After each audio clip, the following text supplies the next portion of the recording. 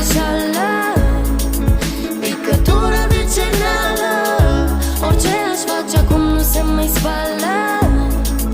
Picătură de cenală. Acolo unde porți bandaj, ascunzi un personaj, rămâne înlocuit acum de un simplu tatuaj. Dar tu să nu-mi spui că a fost doar o greșeală.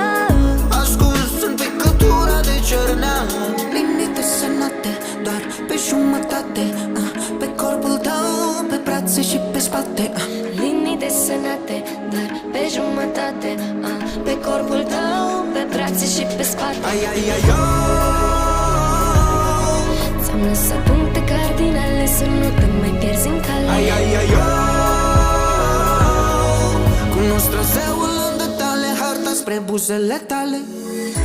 Să nu-mi spui că a fost doar o greșeală.